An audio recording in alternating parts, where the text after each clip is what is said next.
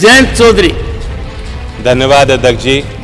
आज मैं देश की नारी शक्ति आज मैं देश की नारी शक्ति के सम्मान में और उनका सहयोग करने, उनके पक्ष में समर्थन देने के लिए खड़ा हुआ हूँ।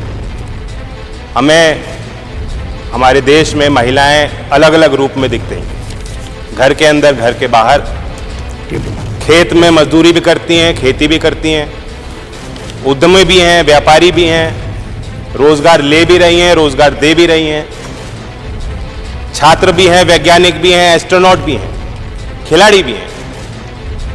और राजनीतिक व्यवस्था की बुनियाद से लेकर ग्राम पंचायत से लेकर ब्लॉक तक, जिले तक, हर स्तर पे आपको उनकी संख्या बढ़ती दिख रही है। लेकिन ये कटु सत्य है कि विधान पालिकाओं में जो संख्या उनकी होनी चाहिए थी, जो तादाद होनी चाहिए थी, वो आज तक बन नहीं पाई।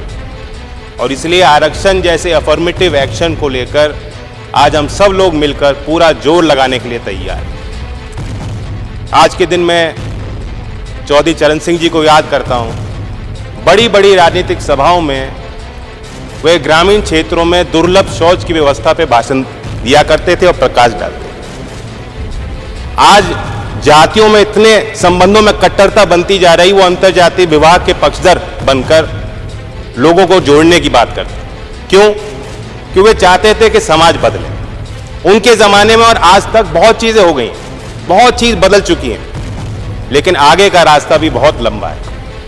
मैंने खुद देखा है महोदय, गांव में अगर सामाजिक और राजनीतिक परंपराओं के कारण लज्जा और शर्म को बहाना बनाकर अगर उन पे बोझ ज्यादा लगाया जाता है, तो शहरों में भी, मध्यम वर्ग में, बहुत बड़े बड़े संभ्रांत परिवारों में भी घर की महिलाएं खाना बना रही हैं, बाहर वालों को, घर वालों को पहले खाना खिलाती हैं, उसके बाद सबसे आखिर में वो खाती हैं, चाहे वो गर्भवती भी हों।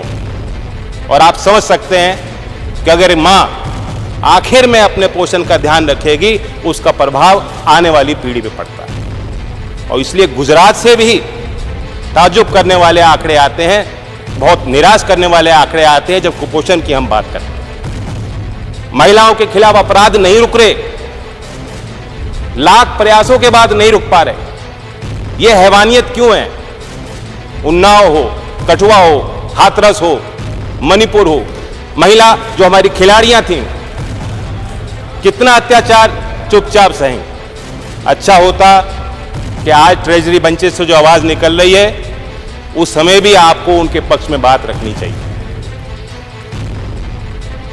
मैं मानता हूं कि इन चीजों का समाधान तब होगा जब हम जैसे लोगों की संख्या ऐसे सदनों में कम होगी और महिलाओं को खुद एजेंसी मिलेगी और खुद अपने नेतृत्व को आगे बढ़ने का मौका महिलाओं को as a voter, as a supporter and as a leader मिलेगा। और इसलिए मैं इस बिल का समर्थन करता हूं। बिल के लिए संबंध में दो ही सवाल है मेरे। नंबर 1, आप ही की प्रक्रिया को अगर हम फॉलो करते हैं तो 10 साल तो कहीं नहीं गए। तो जो चीज 2034 तक शायद आनी है, उसके लिए ये जल्दबाजी क्यों? स्पेशल सेशन होगा, पहले बताया नहीं जाएगा क्या बिल है, उसके बाद जल्दबाजी में ये लो बिल और पास करो। क्या मजबूरी है? विंटर सेशन में भी ला सकते थे।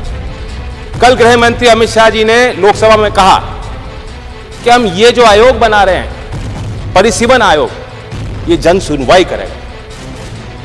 क्या महिलाओं को आरक्षण देने के लिए हमें जनसंख्या तलाशनी पड़ेगी? जिले जिले में जन सुनवाई करनी पड़ेगी?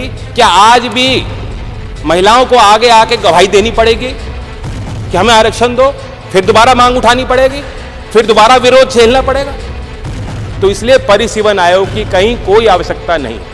और मैं सवाल पूछता हूं कि जो माननीय देश के प्रधानमंत्री स्वर्गीय अटल बिहारी वाजपेयी जी के समय जो कानून आया था, जो प्रस्ताव आया था, जो प्रक्रिया थी, उस प्रक्रिया में क्या कमियां थी? बाकी आगे पीछे जो प्रस्ताव थे उन्हें भूल जाइए, आप वाजपेयी जी को क्यों भूल गए? तो सीधी बात है, लोग समझ गए हैं कि रोड़ा तैयार किया जा रहा है, ये अड़चनें तैयार की जा रही हैं। नीति तो ठीक हो सकती है, नीयत में कुछ खोट। आपने धूम पिक्चर देखी, उसके बाद धूम 2 आई, मुन्ना भाई आई, फिर आई लगे रहो मुन्ना भाई। कई बार होता है ना पार्ट 1 पार्ट 2, उसी तरह से अच्छे दिन आई, अच्छे दिन आएंगे। लोग समझ गए अच्छे दिन आएंगे पार्ट 2 है और कुछ है नहीं, करें आपका समय और कुछ पूरा नहीं। होगा। 2022 तक महोदय, 2022 तक देश के हर गरीब को छत मिल जानी थी, किसान की आय दुगनी होनी थी, 100 स्मार्ट शहर बनने थे। फिर कहा चिंता मत करो, अमृतकाल है, रुक जाओ। आज कल और परसों का हिसाब दीजिए। आज महिलाएं इंतजार क्यों करें बताइए? अगले चुनाव में आरक्षण क्यों नहीं दिया ये बताइए?